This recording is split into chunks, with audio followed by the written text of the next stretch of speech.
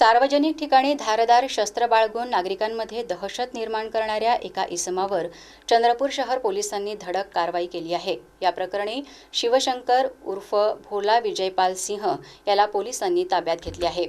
चंद्रपूर शहर पोलीस स्टेशनचे डीबी पथक परिसरात गस्त घालत असताना कामगार चौकात एक इसम हातात धारदार शस्त्र घेऊन आरडाओरड करत असल्याचे आणि लोकांमध्ये दहशत पसरवित असल्याची माहिती पोलिसांना मिळाली।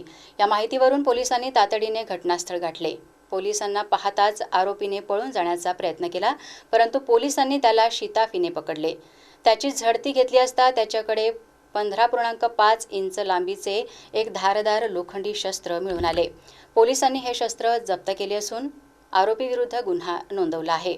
ही कारवाई शहर पोलीस स्टेशनचे पोलीस निरीक्षक निशिकांत रामटेके यांच्या नेतृत्वात करण्यात आली।